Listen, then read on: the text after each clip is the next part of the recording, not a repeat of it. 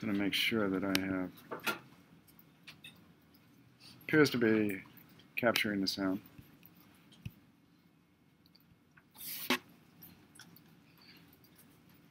So we're going to continue on in Chapter 2 on R languages, and I was talking about Section 2.3. And I did want to just add a couple comments of things I did last time.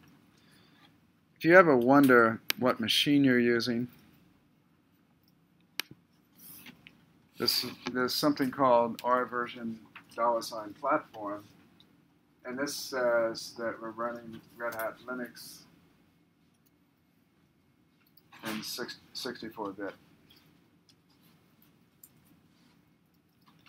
There's another, that is simply a data structure, R.platform, and I'm extracting with the $, R.version, I'm extracting the platform from it.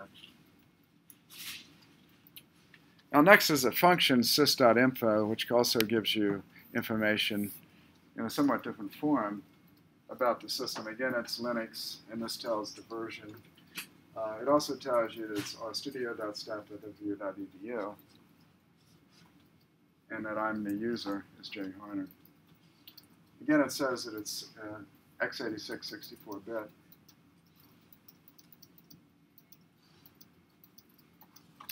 So these are things that you might want to know. The platform is also, gives you slightly different information. You know, it's saying that it's a Unix. We're using the slash as a separator, not the backslash or a colon. The GUI is RStudio. Now that should tell you something, because there's an underlying R engine. And RStudio is really just a GUI on top of it, but there are other GUIs that you can put. But given the basic engine of R, there are different GUIs you could put. And some people have developed sort of real GUIs. And I say sort of because they're not quite as slick as, say, the GUI that you have when you run jump.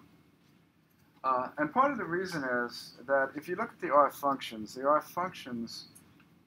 essentially everything in R is a function. You know, when you have data structures, of course, you're applying typically functions to those data structures to transform those data structures in some way, and to typically create other data structures. But if you look at the functions, and by the help, if you look at a particular function, you'll see there are a lot of arguments.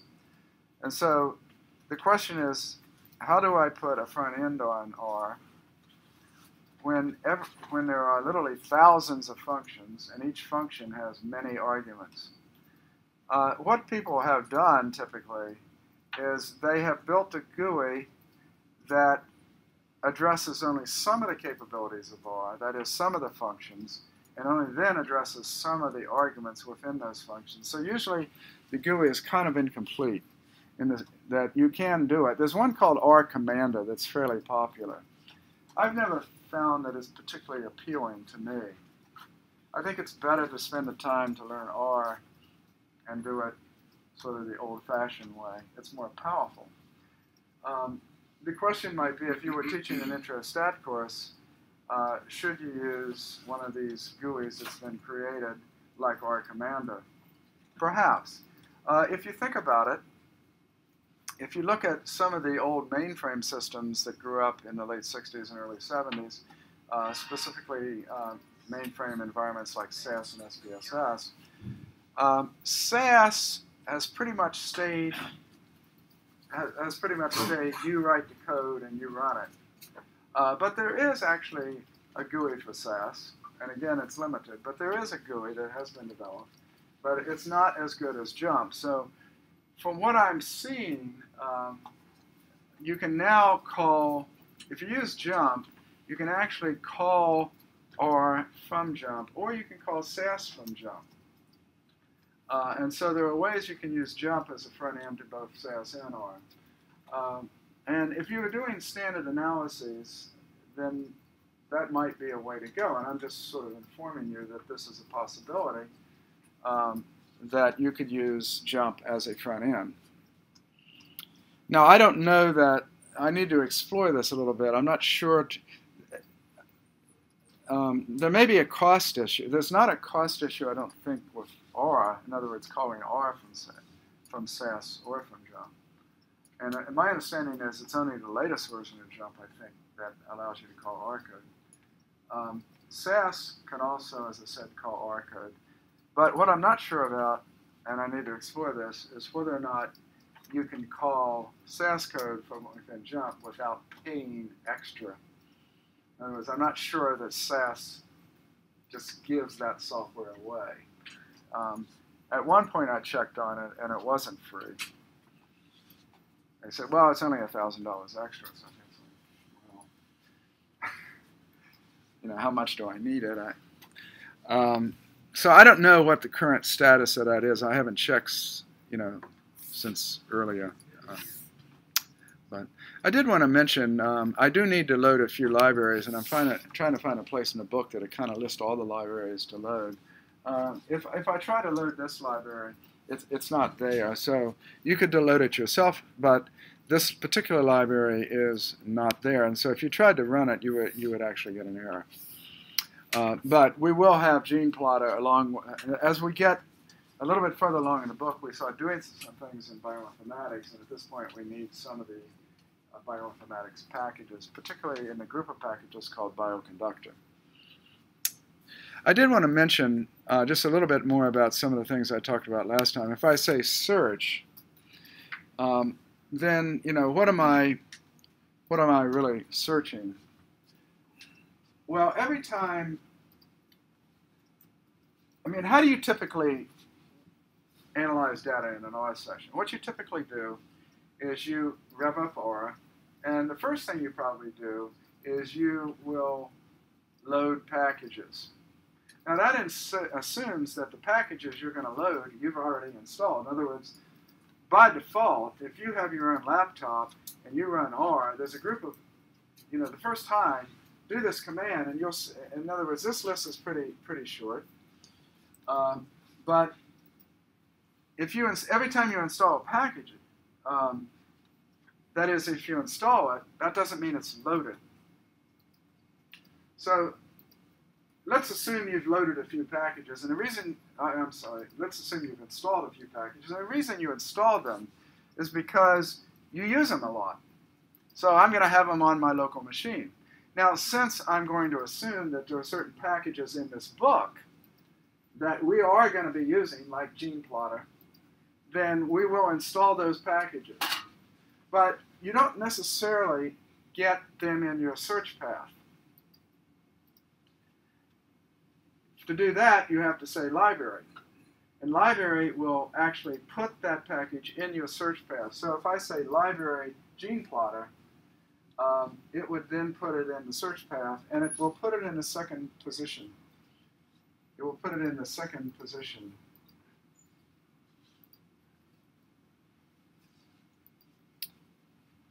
The first position is always the global environment. It's the .global env. It's always the global environment. So let's first of all make sure that we have things right, because I don't think we do. So since I'm running this code, what I want to do with the workspace, I want to make sure that things are right. So what I'm going to do is I'm going to go more, and I'm going to say set as working directory.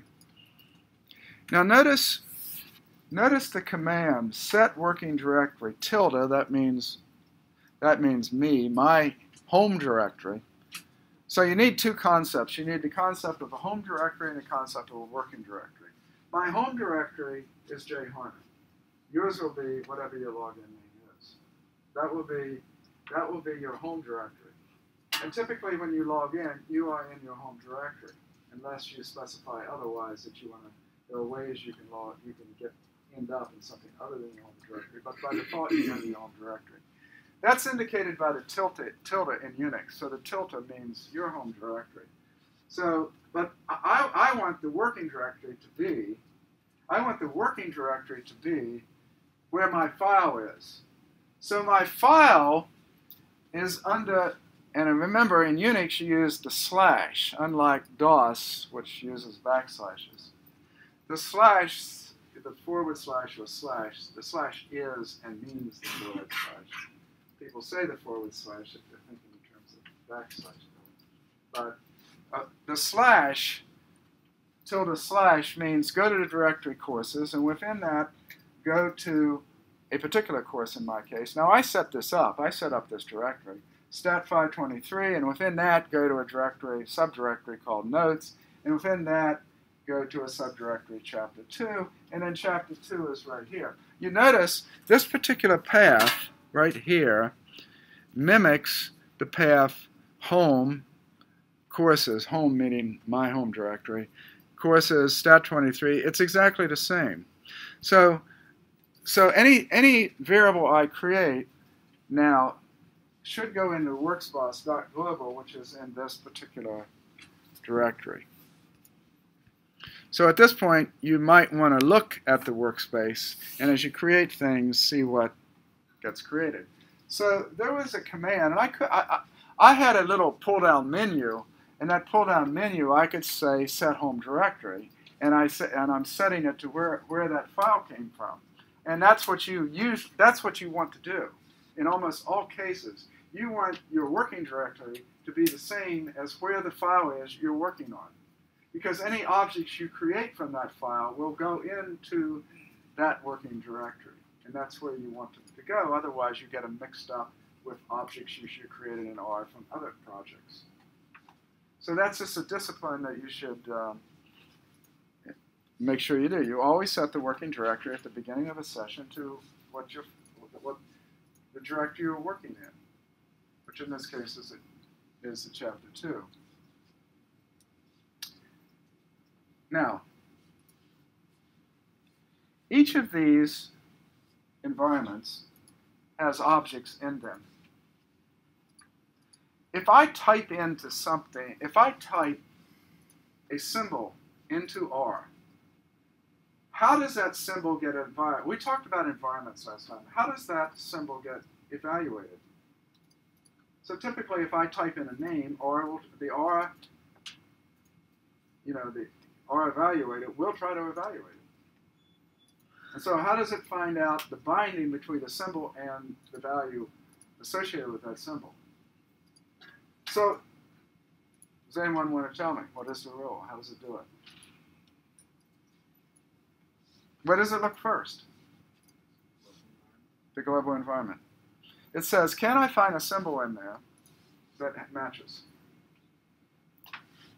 And if the answer is yes, then that's the way in the R expression you're using, that's how it evaluates it. Suppose it doesn't find it in the global environment, then what? Then it goes to what's in position 2.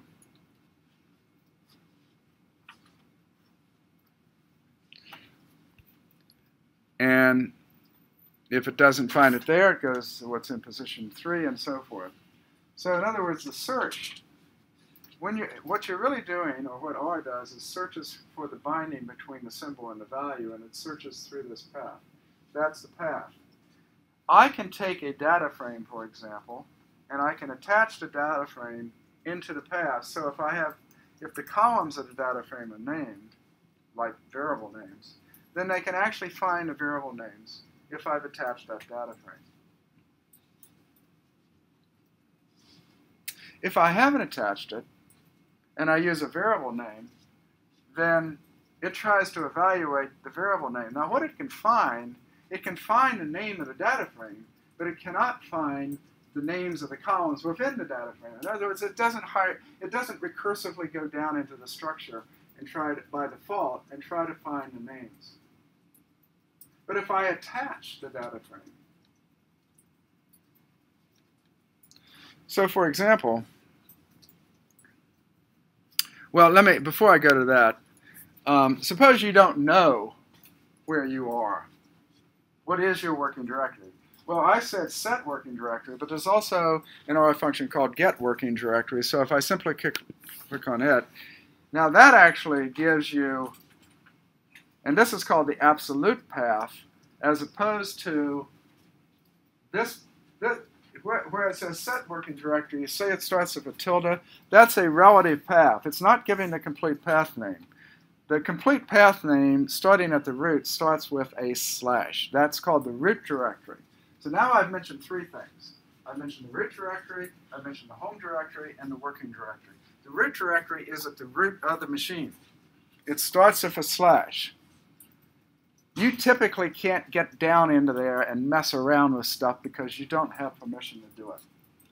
But notice that it's slash network slash service stat mozart.stat.wvu.edu slash base slash jharner. I finally got to me.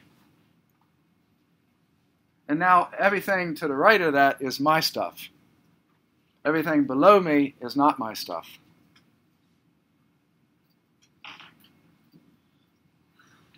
So there's a huge directory structure down there with programs and all kinds of stuff. And you actually can explore the system. You just can't change it. Unix is quite secure. So at this point, if I say ls, now at this point you see there's nothing in, I haven't created anything and I've cleared things from last time. So there's nothing there. Because I haven't made an assignment. Since I haven't put anything in my global, global environment, I haven't created any symbols. I haven't said x equals 10, right? If I do, what would happen? You'd sort of dynamically see, if I have workspace selected on the left in my lower left, then as I create objects, they will dynamically appear there, and you'll see the names, and you'll see the certain attributes of those names, such as is it a vector, how long is it, and so forth. So as you create symbols, you will see them appear there. And then if I say ls, by default, ls does what? It tells you the objects in, by default, if you give no argument, it means in the first environment, which is .globalenv. Nothing's there. Now suppose I want to know what's in position 2, and then you say ls2. By the way, there's something called objects, which is the same as ls. So if I say what's in position 2, and I run that, it says parasites and rodents. Well, what is this parasites thing?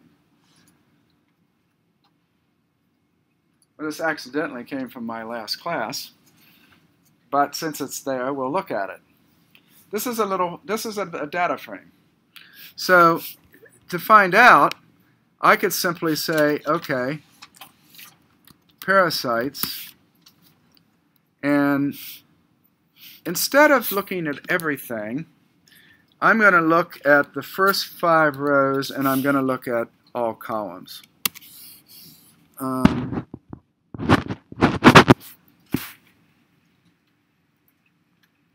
What is happening here?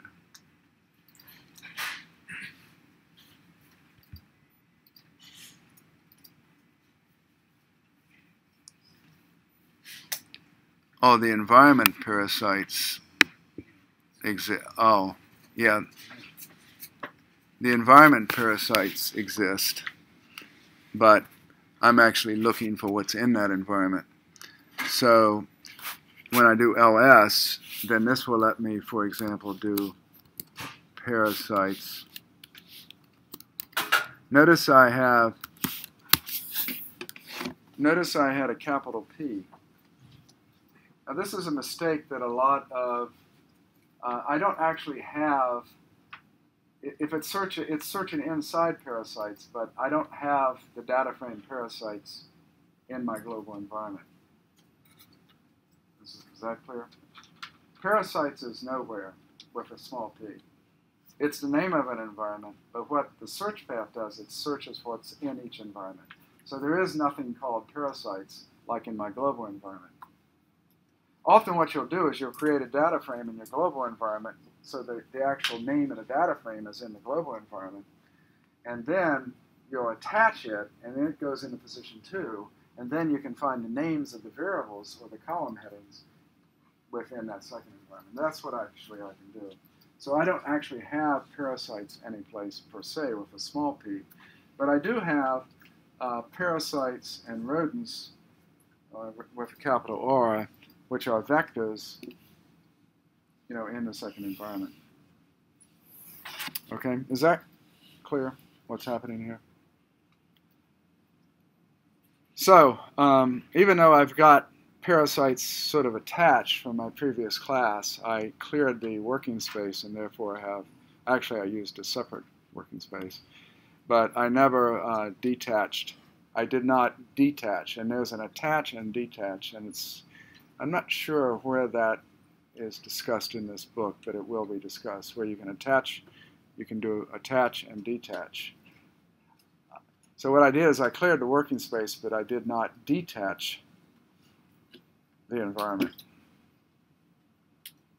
Okay, and therefore it's stuck around, even though the actual data frame was not in the global environment. So, okay, so you could ask yourself, another thing you could use the search for is, I don't know what packages that I have loaded already. And you can load a package by the library command, as I've said. So every time you say library, it puts it in your path. And if you don't know, just say search with no arguments, and you can sort of see which packages are in fact available to use. And if you try to use something in a particular package and it's not there, then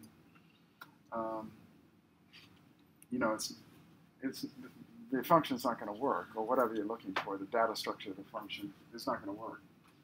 So again, if I look at LS4, so if I look at LS4, now this is actually what's called a tools environment that RStudio created.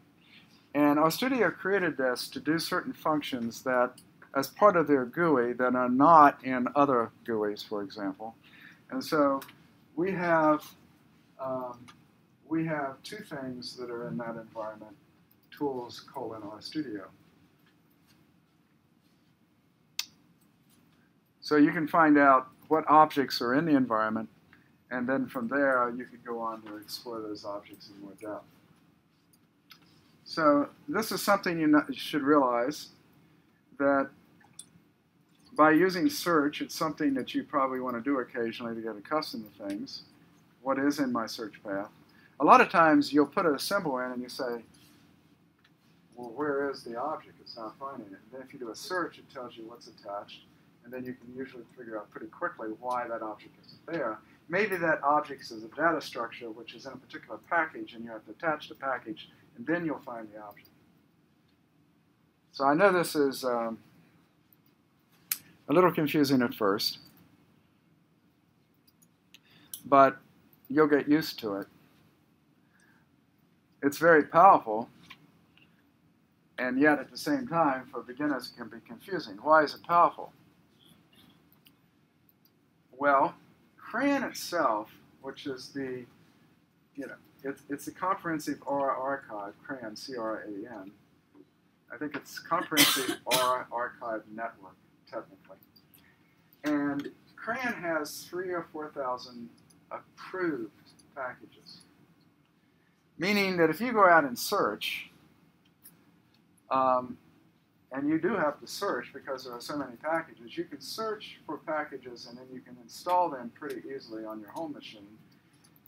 You can install them here, but only on your local path. You can't install them globally so that all students have it. I only let Steve Giesler do that.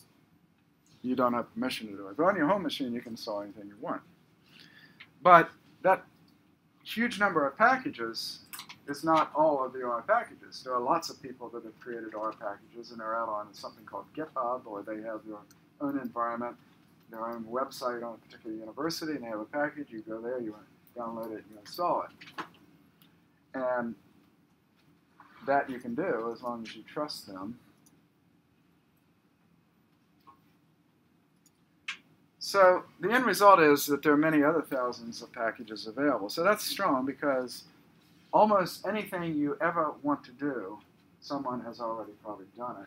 Unless it's your own research and it's unique and you know you're the only one that's done it. And then you write an R package so that other people can use your methodology. That's in fact why there's so many packages. That's why all the researchers do it in R. Why? Because you can't, there's no other environment that really you could feasibly do it that at least is so widely used as R. So you do some theory, you publish it, but most publishers want you to illustrate it with real data. So to do that, you have to write code that actually does it. And you probably had to do that anyway because you were probably going to do simulations or something that sort of says, well, how good is this method compared to other methods? So you probably had to do simulations. So you probably have done it anyway. And you probably did it in R. And the first time you did it, you probably wrote it all in R code. And in the next iteration, you probably say, well, okay, it's slow here, so I'm going to take that piece of code and spin it out to C code, and I'm going to make it faster, and so forth. So that's the way your thought process goes. And then you say, oh, I'd like to share this with the world, so I'm going to put it up on CRAN.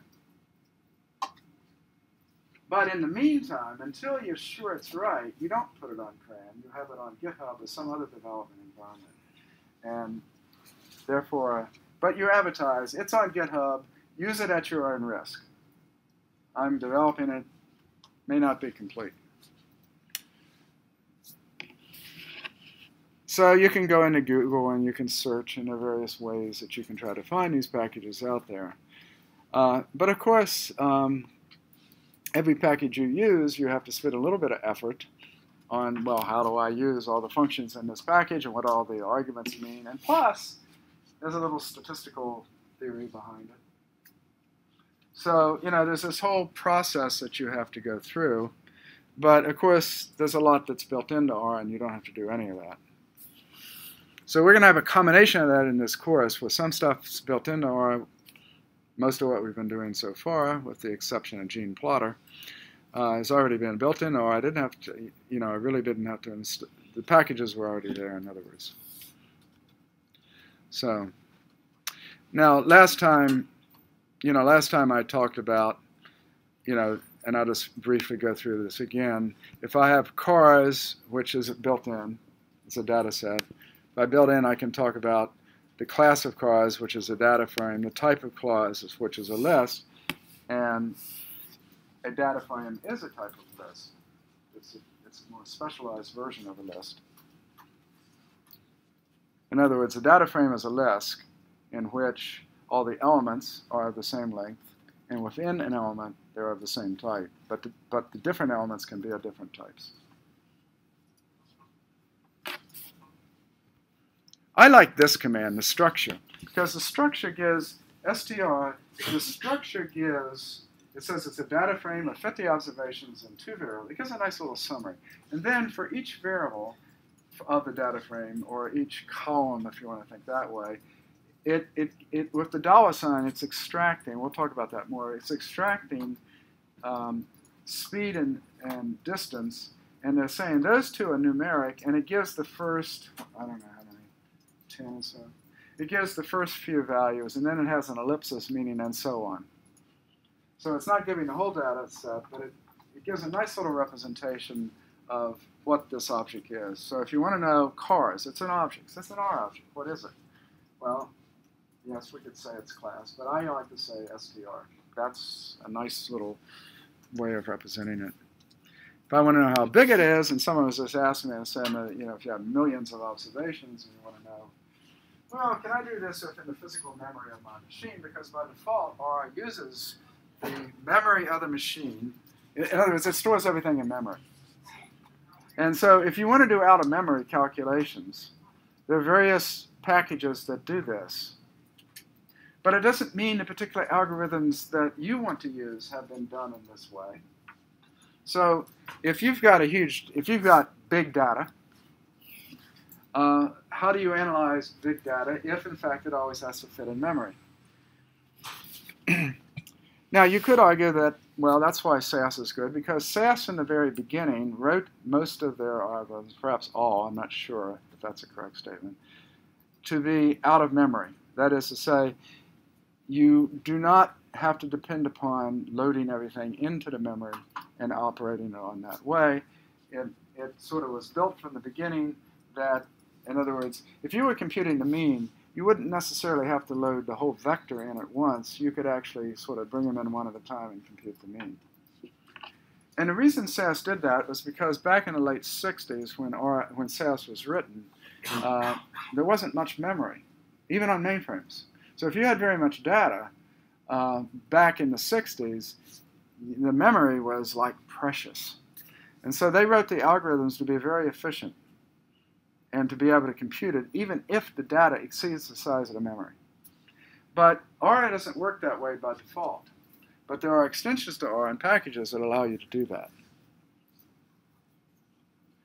But another way you could do it is statistically. Instead of analyzing the whole big data, you could sample from the big data, and then you could sample many times, for example, and you can make inferences about the whole big data by some sampling scheme. So there are ways around the problem if you have big data. And one of the ways you can, if you do sampling like that, since the samples are sort of independent of one another, you can actually do parallel, you can parallelize it trivially. So in R, it's very simple to parallelize things. And so if you're sampling, each sample is independent. Each sample, the statistical analysis can be done independently on each sample. And therefore, you can use parallel functions to simultaneously do these and then combine the results. And there are various strategies for doing that. Have any of you heard of Hadoop?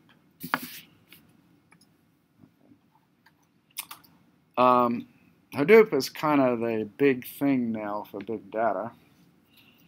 And the paradigm behind Hadoop is map and reduce. There are two phases to it, a map phase and a reduce phase.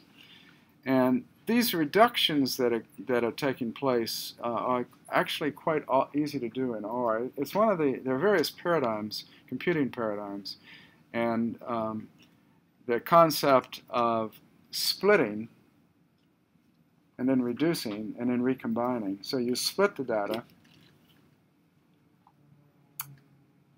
and there are various splitting algorithms, and then you reduce each split into something, and then you recombine statistically. And that's a paradigm that you can use map-reduce for to do, and it's a very powerful paradigm. So I don't know if we'll talk about that in this course, but I talked about the head and the tail give the first 6 and the last 6 observations. And I also talked briefly about, column sums is actually a function name, and it gets, if I have a data frame, for example, it gets the sum of all the columns. And, if I just say column sums and I don't use parentheses, it actually gives me the function. And I just wanted to point out, that as you learn to program, you're going to learn if statements, for example. You see there are a lot of if statements. It says, and you can kind of read it. It says, is it a data frame? So the first if statement says, I'm not going to go through the whole thing, just a few things. If it's a data frame, then I'm going to coerce it to a matrix. So that's the first statement. The next one says, is it not an array? Or is the length, and so it's looking at dimensions and sort of comparing the possible lengths. And this dimension's up here, 1L, is where the dimension is. And so, in other words, you're comparing the dimension size, and then it says stop, X must be an array of at least 2 dimensions. So, in other words, if it's a matrix or if it's a 3-dimensional array and so forth, then you're going to process it there. So it's going down through this, and again, I wanted to point out the dot internal. The dot internal is calling internal routines of R, within R, which are typically written in C. So the dot internal, now again, I'm not going to be assuming you know C code in this class, but for those of you who do, or for those of you who don't want to improve the speed of your R code, then a lot of times you will, in fact, write it in C, and then you can access it. The internal functions are typically already written in C. They're already internal to R, and you can call them directly. But you have to know how to do it. Okay. So we'll be looking at those. Now, suppose you wanted to know something about the plus operator. Now, if you think of the plus, we've talked, column sums is a function. And what is a function? Well, a function will be, it's a symbol, and it is, so for example, if I say class of column, let's see if I can spell it right, the class is a class function, so it is a function.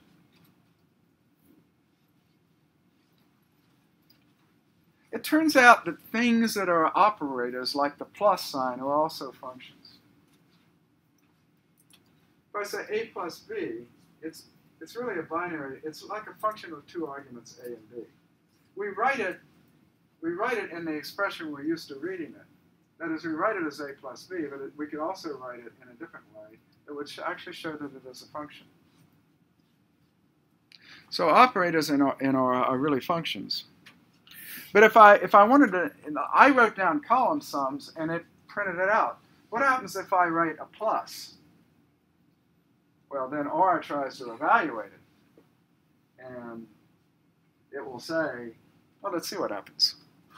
So if I simply write plus down here, what do you think's going to happen? If I write plus, what do you think's going to happen? Can anyone say? It's sort of weeding. It has a plus sign. It means you haven't finished your expression. So if I say 2, then it returns 2. Now, what happened here was I just did I did plus, but I didn't do a plus b. I did plus 2. In other words, I have a unitary operator, not a binary operator. If I say a plus b, it's binary. There are two arguments. But I can also say minus 2 or plus 2, in which case there's only one argument. So I completed the expression by putting a 2. And it says plus 2 is 2. That's a valid R expression. But notice it didn't give the definition of plus. It didn't get the definition of plus. So that if you, in fact, want the definition of plus, then you see that it's a function that has two arguments by default. It has E1 and E2, and it's a dot primitive, which again is an internal call to R with the argument plus.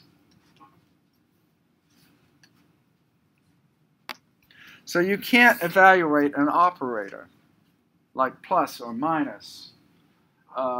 R will try to evaluate them and say, hey, it may give you an error, or it may say it's incomplete. In this case, it said it was incomplete. Because plus 2 is a valid expression. So let's talk a little bit about operators more. And let's sort of see what you could do with operators. Now, first of all, if you look at the book, if you look at table 2.1, if you have it, you could get it out.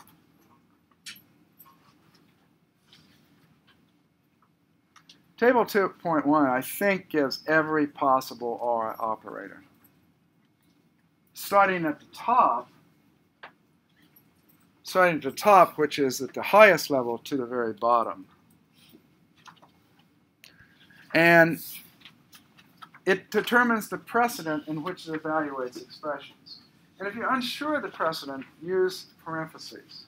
If you're not sure which goes before what, then set off what you want evaluated within parentheses.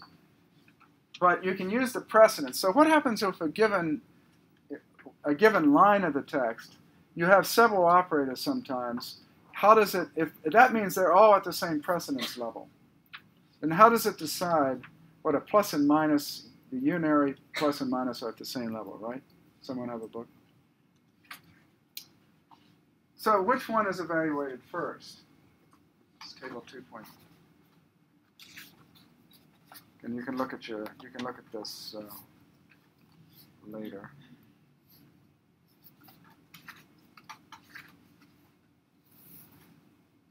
So at the very top, and we'll talk about this today, are the subscripting operators, the single left bracket and the double left brackets. Those are at the very top. The very bottom is the question mark, which is help. Okay. The unary operators are actually above the binary operators plus and minus. So plus and minus unary is above the binary version of plus and minus. But if you're looking at the binary, or you've got plus and minus at the same row, so which one goes first? Or then evaluates it from left to right. So you don't really have to use parentheses very much, but a lot of times people use parentheses if you're really not sure what's above what, and you want to make sure you have it right. It's a lot of times safer to put in a few extra parentheses to make sure that it doesn't slow you down.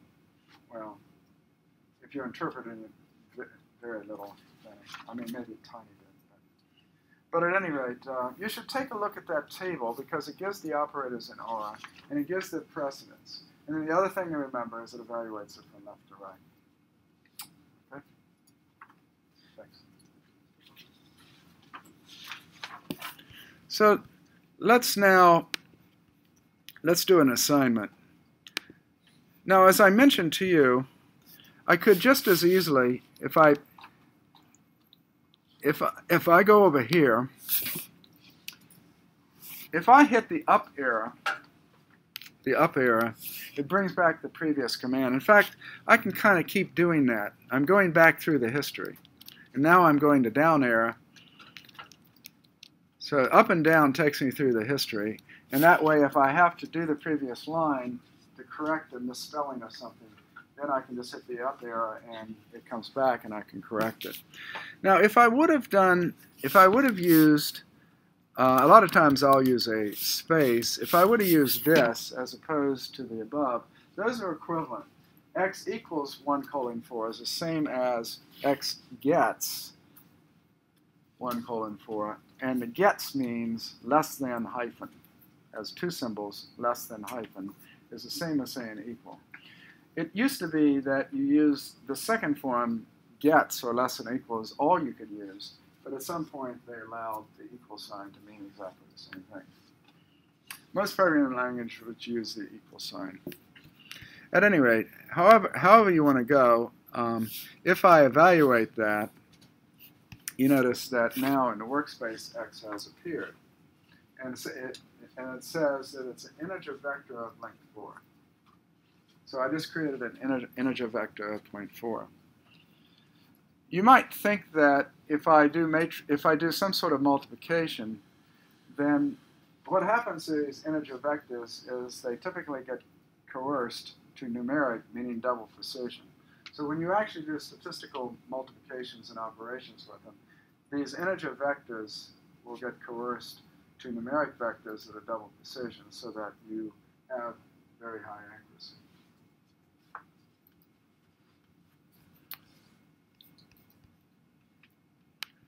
Now, suppose I say x plus 5. Well, what happened is, this is an example. When I say x plus 5, what happened is that 5 gets added to each element of x. So that instead of 1, 2, 3, 4, I have 6, 7, 8, 9.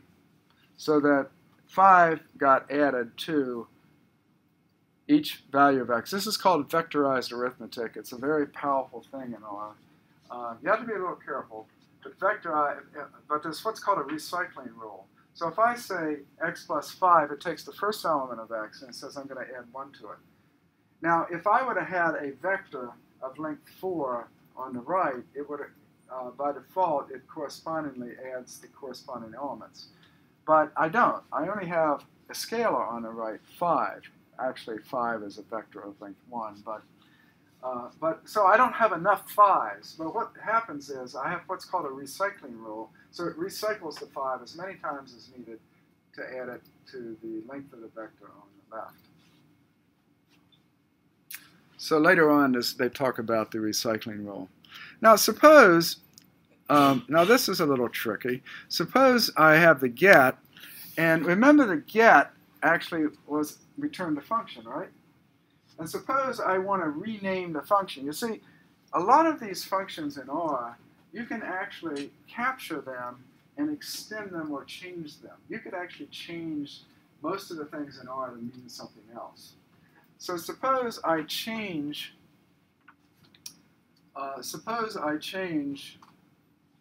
or I assign the plus function to something called, a symbol called my p, my capital P. So that's a symbol. Okay, and so we could ask, well, what's in that symbol?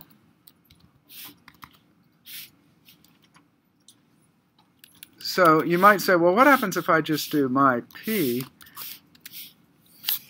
Now, when I tried to do plus, it didn't work, but now I can type in my p, and I actually get the same thing if I would have said get plus.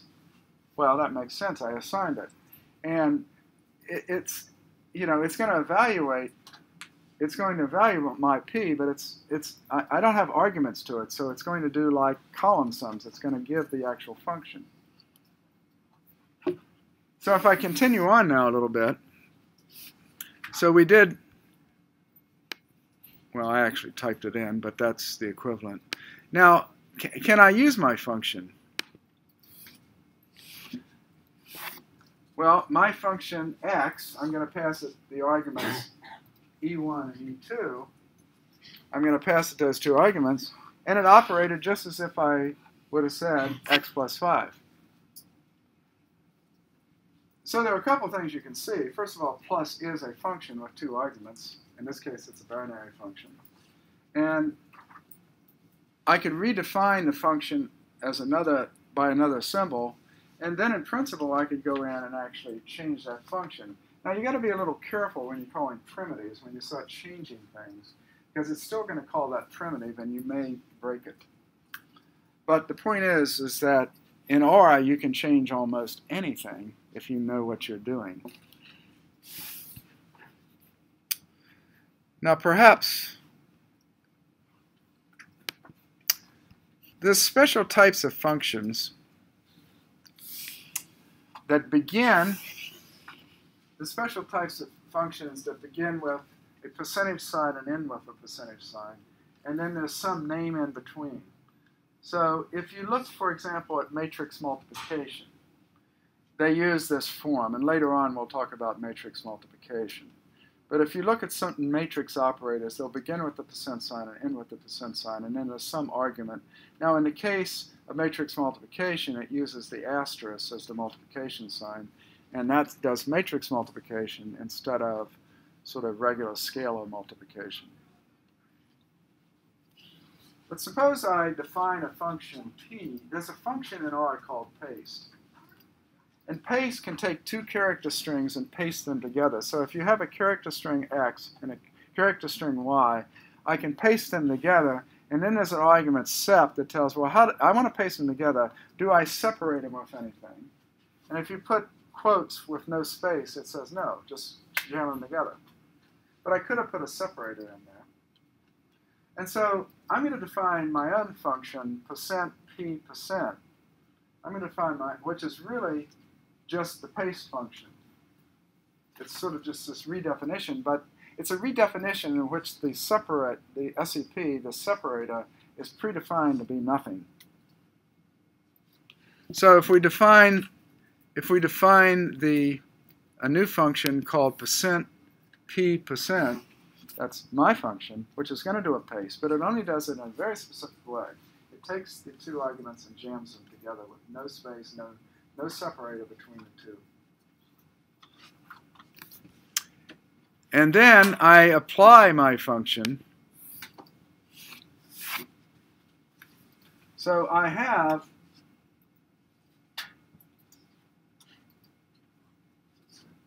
now I have this operator I've created. It's a paste operator, and I can use it in the binary way. I can say hi, in quotes, then my operator or function, and then I have the second argument. So I've created a binary operator here, but I defined it. And so I say hi there gets pasted together as hi there with no separator. Is that clear what we've done? So that's pretty powerful, that you can define your own operators. So if you are developing a new theory in mathematics and you've developed this operator, you can probably define it in R.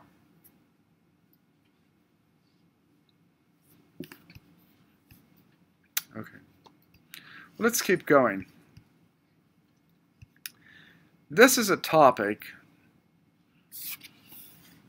in which there's quite a bit of confusion. We're going to talk about substripping and subsetting, and we're going to talk about the left square bracket, the double left square bracket, and the dollar sign. It turns out that these are generic functions, and they can be extended. But they have an internal definition within R, but you actually can extend them, and you can apply them to new types of objects. So for example, I talked about generic functions before. The mean is a generic function, M-E-A-N. It's a generic function. It depends upon the class of the first object. So if I say mean and it's a vector, it obviously computes the mean of that vector. But that's not the only thing I can compute the mean of. So in other words, mean is a generic function. How it behaves and how it computes the mean depends upon the class of its first argument. So if my first object were not a vector, but it was a time series, then it might compute the mean differently than if, in fact, it's just a plain vector.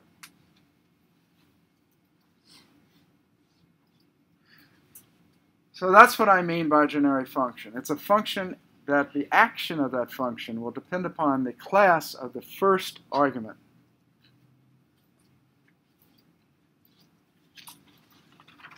Now when I say plot, P-L-O-T, that's a plot function. And if I say plot x, what gets plotted depends upon the class of x. So suppose x is simply a vector. Then you would get a histogram. But if x is not a vector, let's suppose it's a factor. Then you'll get something like a bar chart. So in other words, if you look at the class of the first argument, when you apply a generic function to it, some action happens, but it varies depending upon that class. It may not, but usually it does. So we're going to talk about these generic functions, and these are extremely important to learn. So I'm going to start out, and I've sort of added to some things that were not in the book. So I'm going to create a list. How do I know it's a list? Well, I said I constructed it with a list constructor or list function. And so this is a list that has three elements, A1. They're named B and C. A1, B, and C are the names. And A1 is bound to the value 10, B is bound to the value 20, and C is bound to the value 30. So I've created this list, my list. I've created it. And I could look at its class. For example, and you see it is in fact a list. So how do I get things out of the list? In other words, I have if I'm looking at these particular things, there are several operations I may want to do. One is I want to extract and pull stuff out of a list. So one way I can do it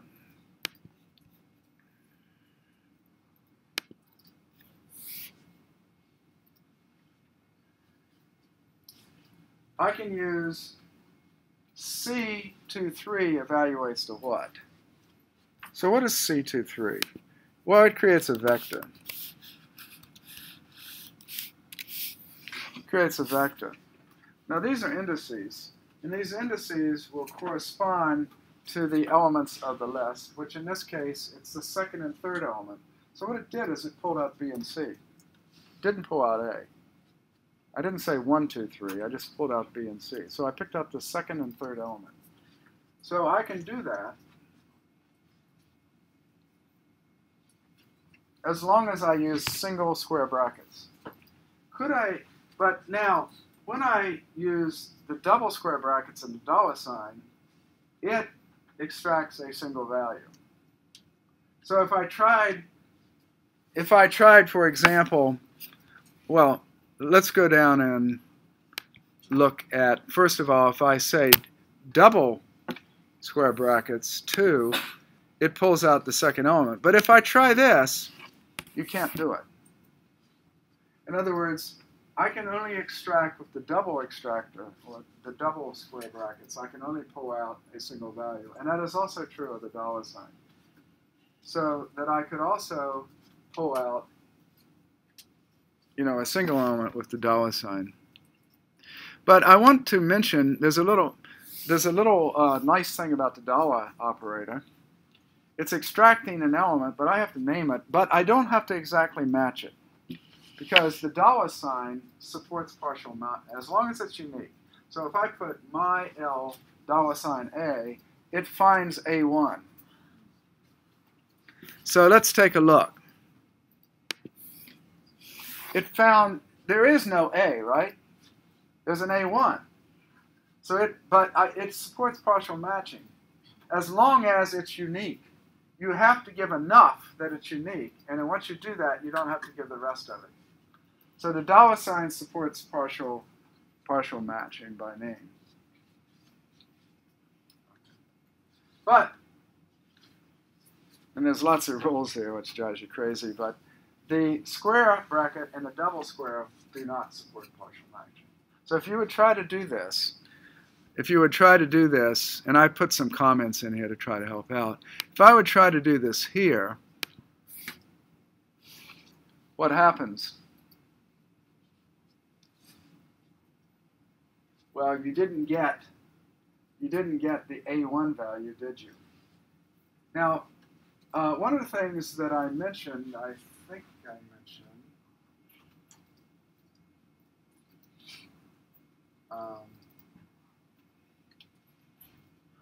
is that the single, well, it's fairly obvious here. When I did my L, and then I had the brackets, and then I said C of 2 and 3, it returned a list. In other words, I'm operating on a list, which is my MYL, and it returns a list. So in other words, the square bracket by itself returns the same data structure as the argument, which in this case is my L.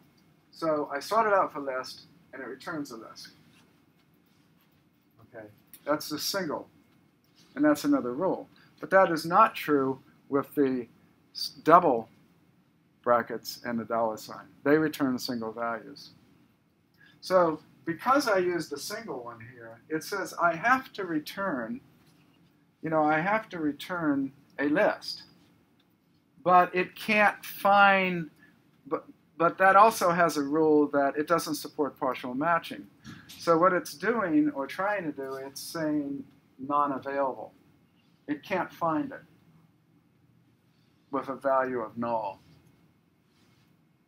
Okay, so now we've gone through a bunch of rules. And sort of, the square bracket, you can extract more than one at a time, but it doesn't support partial matching. The double square brackets and the dollar sign return single values, but the dollar sign supports partial matching, but the double one doesn't. So only the dollar sign as an extractor. Okay. Now, if I want to get the actual value of A1, I can do it. I can do it either with a single one, and I can put the whole thing, and I can also do it with the double. But let's, oh, no, well, I want to do one more now. Okay. So let's take a look at that sequence of things that just happened. So what did this illustrate? Okay. Compared to the dollar sign, which supported partial matching, that's obviously not the case with a single bracket. It's also not the case with the double bracket where I put A. It's not the case. But there are some differences here. There's some other differences. What are they? Well, if I look at the single bracket, it's going to return the same data structure. And when I put A1, it says $sign A1, 20. That says that's a list. The first element, A1, is 10. So in other words, the single bracket is returning another list that has, which in this case only has one element because I only extracted one. It has a single element and its value is 10. Okay?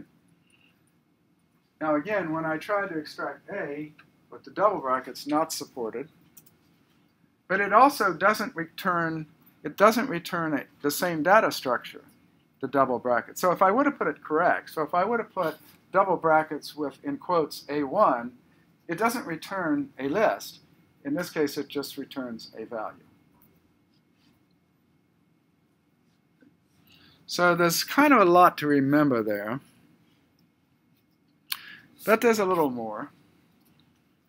And so you kind of have to learn these because these are extremely important.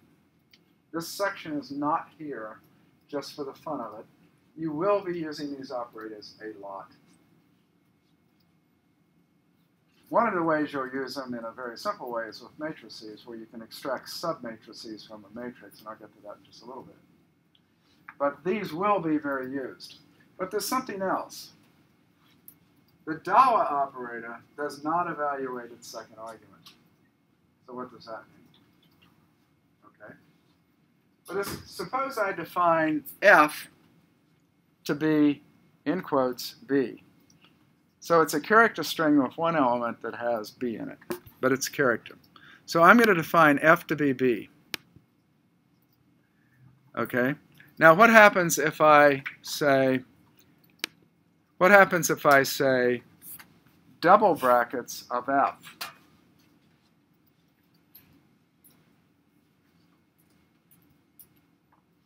It evaluated F. In other words, the double square brackets evaluates its argument. So it evaluated F and says it's B. And then it was able to extract B, in quotes, which is actually 20. So that worked because the double brackets will evaluate its argument. So F gets evaluated to quoted B. Quoted B is actually now substituted in there, which actually is the name of the second element, and it returns the value, which is 20. That's a little subtle. Think about it. But let's go further. If I would have just said this, that also works. Because that's actually what I did before. Because the double brackets evaluates its argument. F evaluated, this one evaluated this, and then it gives the value B of the second element, which is 20. But now suppose I try to do this. What do you think is going to happen? By the way, our workspace is growing a little bit. Notice it not only grew from the values, but it also gives you the functions that I created are now in my workspace. So over on the left here, on the lower left, you can see that my workspace now has 3 values and 2 functions that we have now just created. That's kind of a nice thing, you know. You can kind of dynamically see this. If you're debugging, believe me, it's really nice to be able to see. And it tells you the attributes, you know, the data structures you create. So if you have an error, this helps you find the errors.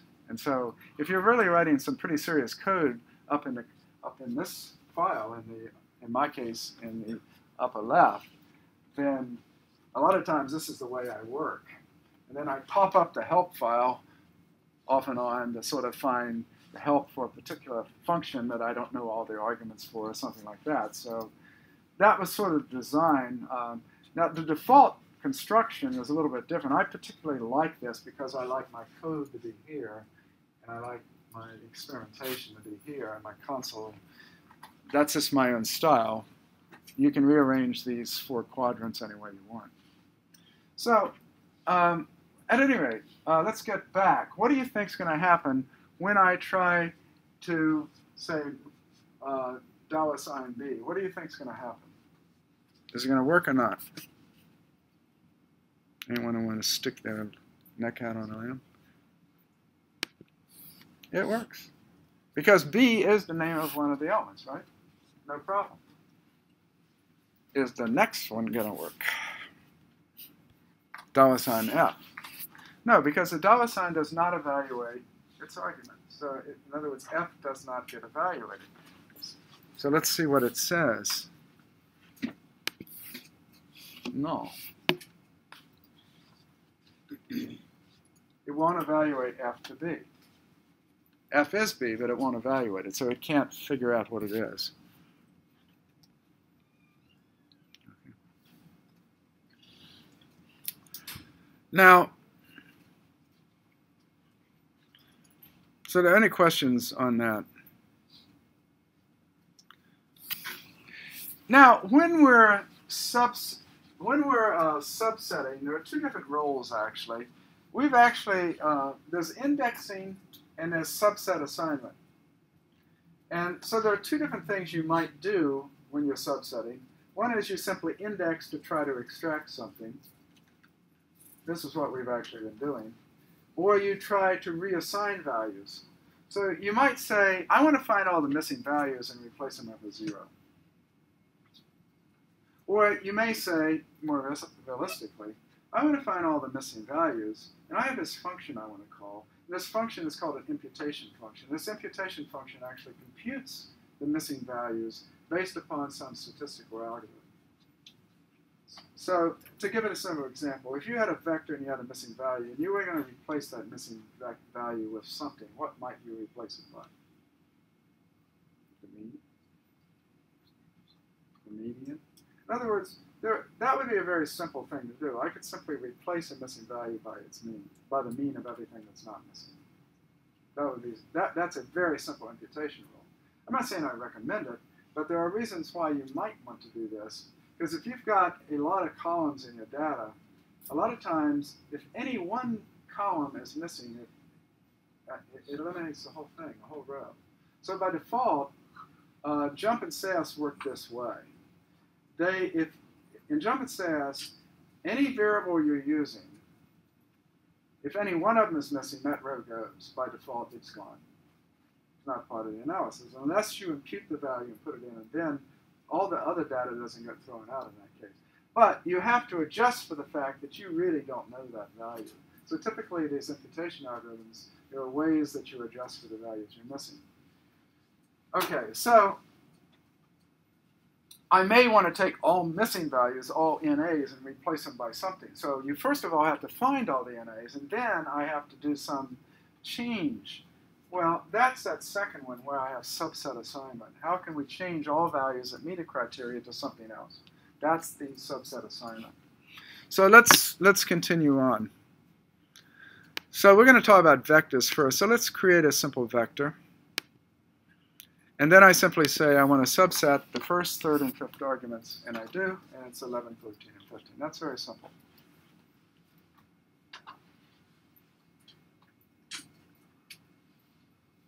But I claim that I could do stuff, I could do stuff a little bit. If I did this,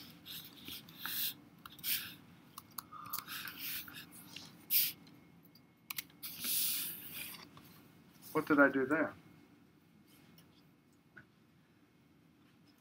I have a logical expression. I say I want to subset everything that's greater than 14. So I get 15, 16, up to 20. So it's not just this little colon operator, or it's not just the collect function. you know, I could have anything that creates a vector. But notice that greater than 14 creates a logical vector, trues and falses. And we haven't gotten to that yet, so I kind of jumped the gun a bit here.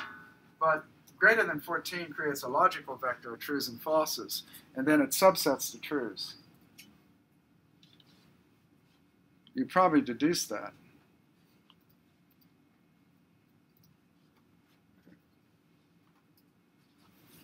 But there are lots of things you could have said.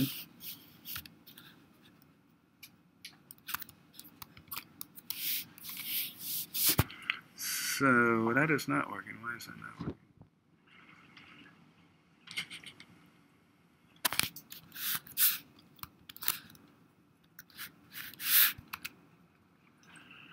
I'm going to have to look at that.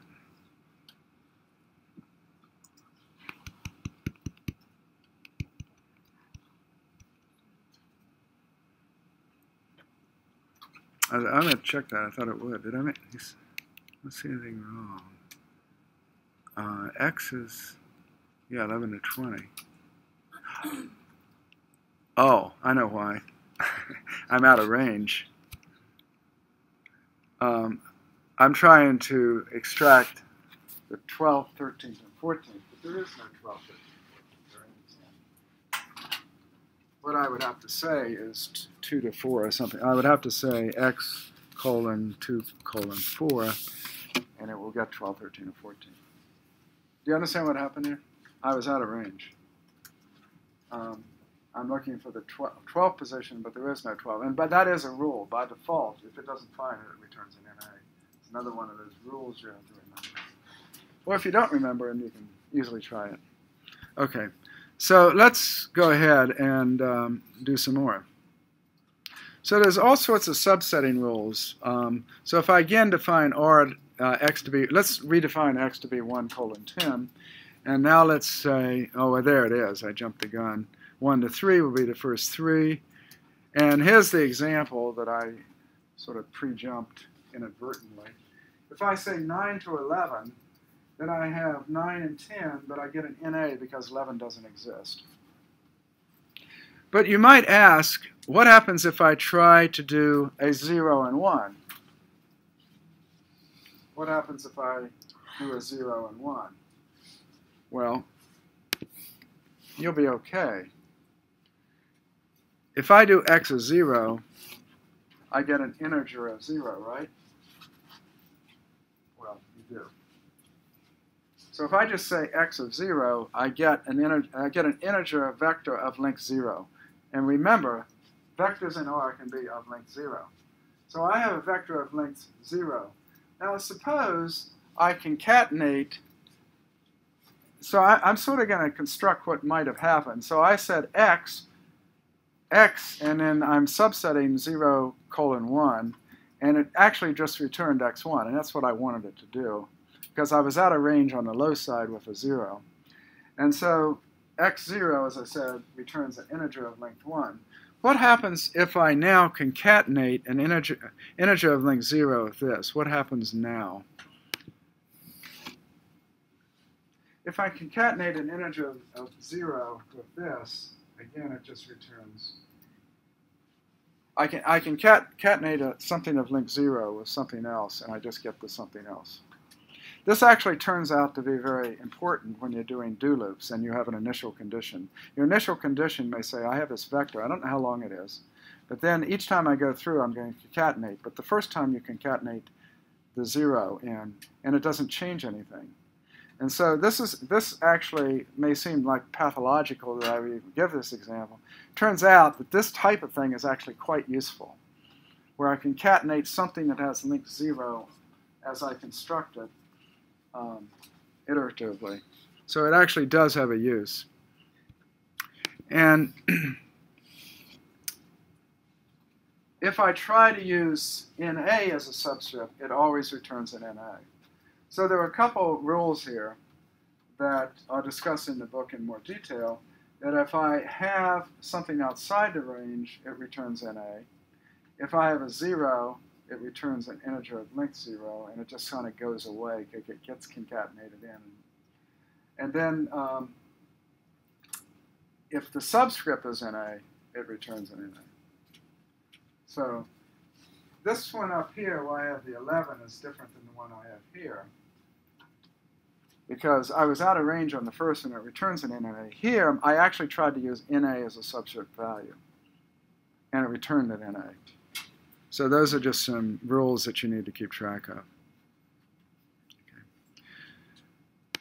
Well, we can get a little trickier. If I take a vector, at this point x is now a vector. I keep changing the definition of x, but x is now a vector 1 colon 5, so if I actually printed it out, it would be 1, 2, 3, 4, 5, right?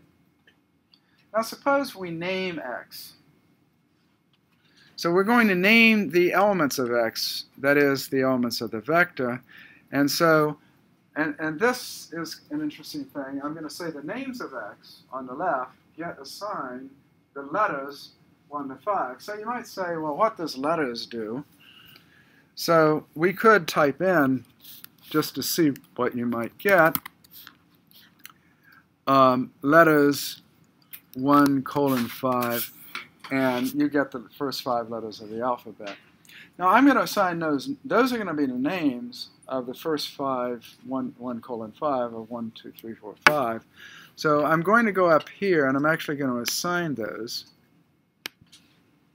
And now if I print out x, you can see that, no, that's not what I wanted to do. I wanted to fix x. When you do that, you try to edit a function. That fix x is an edit. It brings up an editor where you can actually edit a function. And I'm not sure what I hit that popped that up. But at any rate, what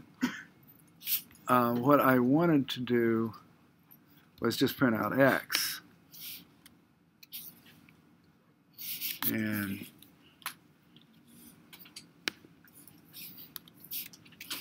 yeah. So now we can see that the names of 1, 2, 3, 4, 5 are A, B, C, D, E. So they have names. Well, if they have names, it means we should be able to maybe extract the names. We should extract by, we should be able to do something like this. I want to extract from x the elements that correspond to the names A and D. And notice that I had to quote them here. But notice when they actually specify them, when they actually name them, they drop the quotes by default. So I actually extracted the corresponding elements of the vector that correspond to A and D.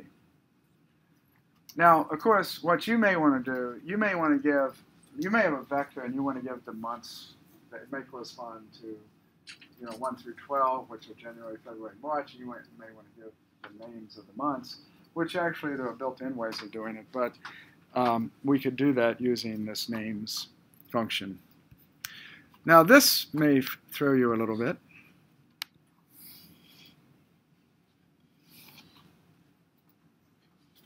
So what am I doing here? Does anyone know? Setting the name of the third element to A. Yeah, I'm setting the name of the third element A. So let's now look at x. So if we look at x, it now has names. The first and third now have the same name A.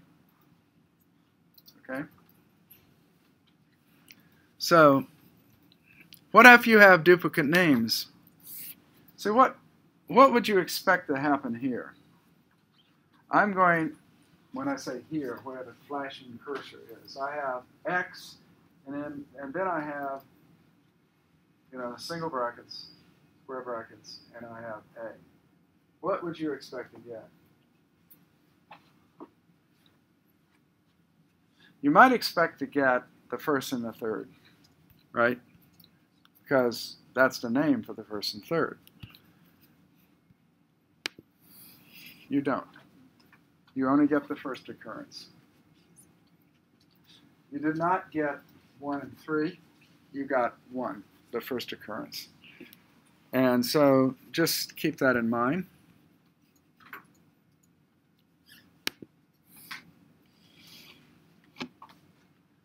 Now, if I wanted both, you would think you would get both, but I actually didn't, did I?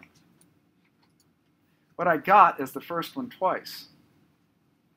So I sort of said, well, maybe if I do that, you know, I can get... There is a function called n, and it with percent signs. There's a built-in function, percent signs with n, and it will, in fact, tell you what's where. So what this does is returns trues and falses, and it says that the first and third are true. Now I could use the trues and falses to actually subset what I really wanted in the first place. Now I'm not sure. There must be some reason why the default is that it only gives, if you have duplicates, it only gives the first. There's presumably a reason.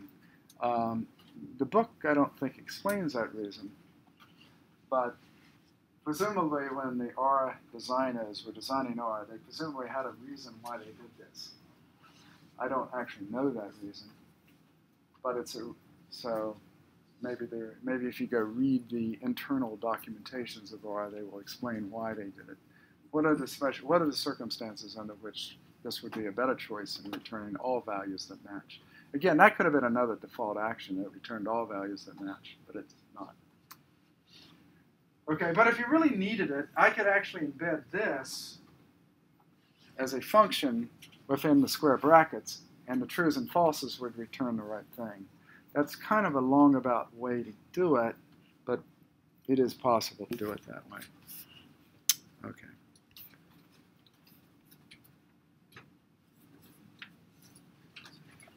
Okay, I guess I better stop here. I just realized I'm over as usual. Sorry about that. So continue on. These topics are important. I'm going to be giving an assignment on Chapter 1, and I may have mentioned I would do that last week, but I really will do it this week. I'm going to be sort of ahead of where you are, but I'll go ahead and give you some that you can start working on. If you're working some of the problems, this first assignment will come from a lot of the problems in the book. So if you're working these problems in the book, you'll probably work. I'm not going to assign them all, but I'm going to pick some for you to work. So you might start working some of the problems that are assigned.